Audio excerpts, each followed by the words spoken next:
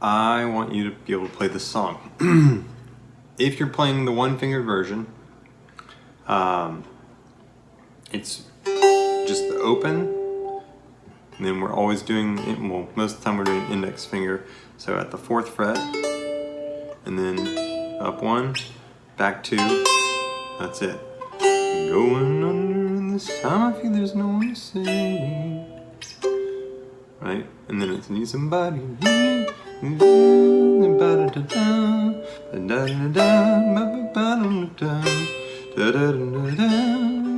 Open.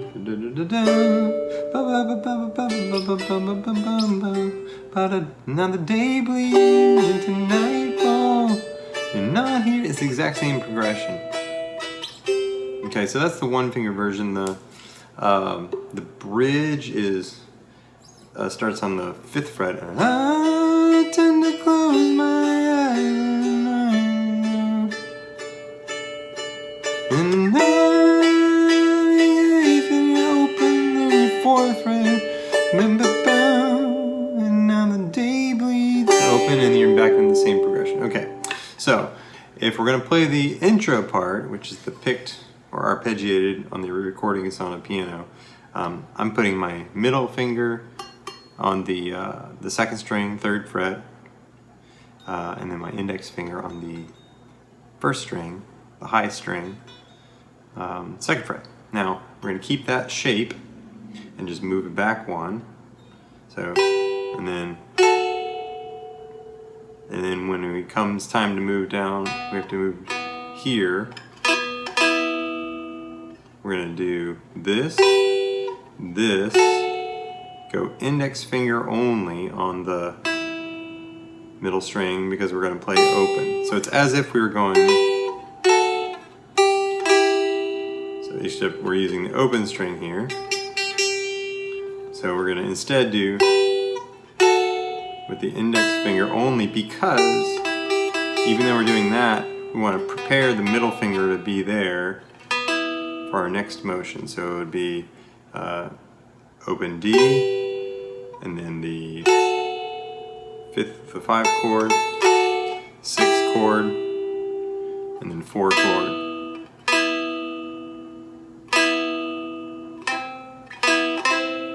That sounds right. Okay, so then at the very end is going to be,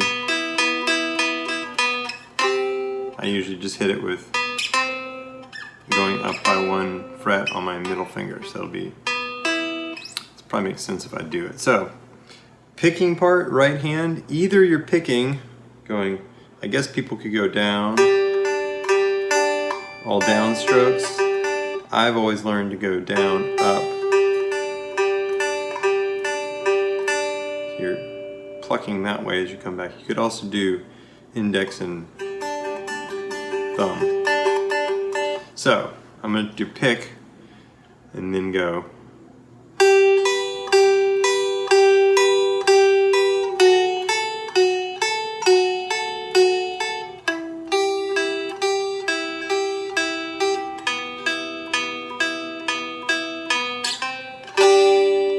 Even if I was playing the more complex versions of the chords, I like to hit the open version of the D as I'm coming out of the arpeggio. Arpeggio just being the fancy word for playing a chord 1 note at a time. So that's really what this is.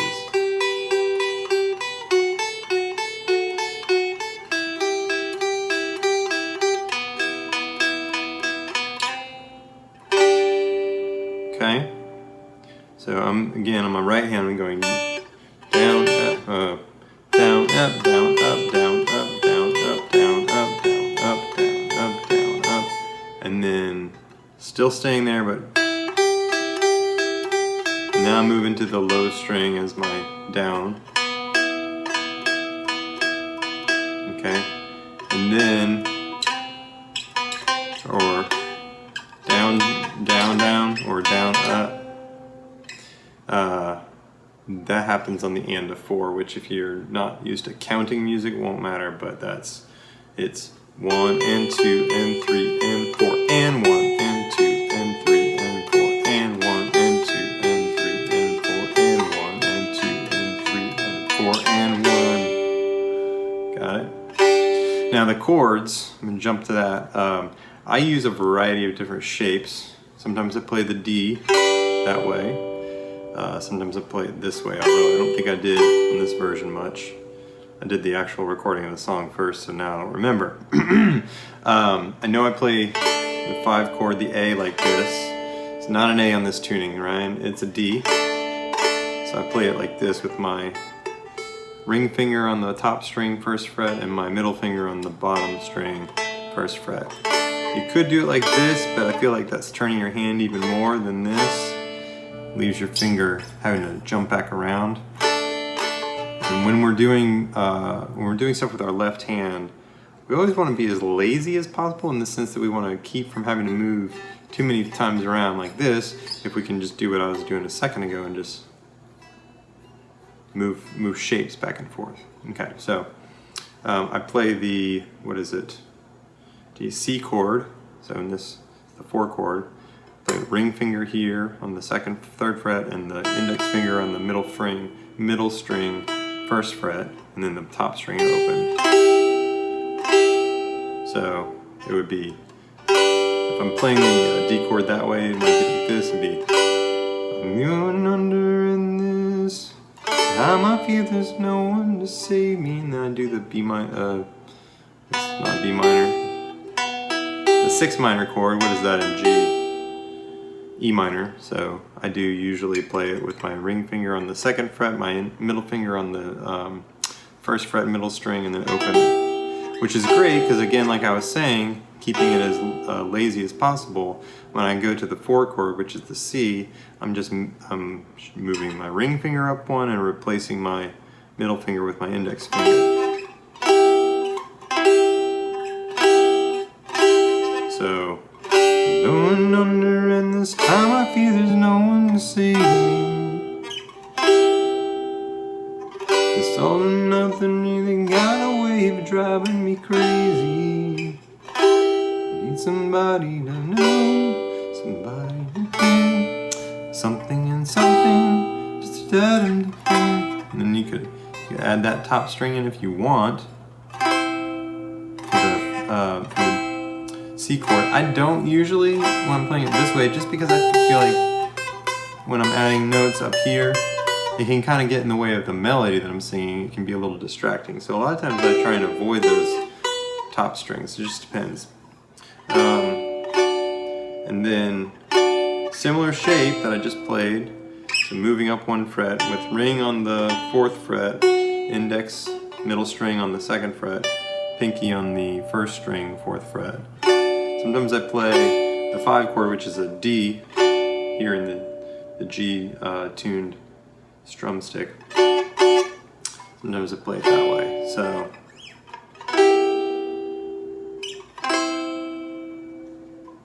and now the day bleeds into nightfall, and you're not here. Get me through it all. Let my guard down. Play the D that way. See, but I don't like that voicing for it. That's why I've been playing it this way. Same chord, just different way of playing it. So, and now the day bleeds into nightfall, and you're not here to get me through it all. Could do that. That's maybe, I don't know if that's overkill, but it gives you some options. I just mix and match a lot of the times. Bridge for playing like more complex chords is to land on that minor, the 6 minor, which is E minor, key of G. And I tend to close my eyes when I tend to close my, yeah, it's a D. So 6 minor, 1, 5. 6 minor, 1, 5. That's it. I tend to close my eyes when it hurts sometimes. I fall into your 6 minor.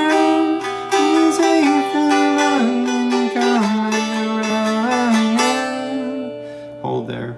It does a little bit of an odd thing with counting. I don't think the measures are quite the same. You hang there. Now the day bleeds, and you're back into D. Nightfall. Yep. Here we go.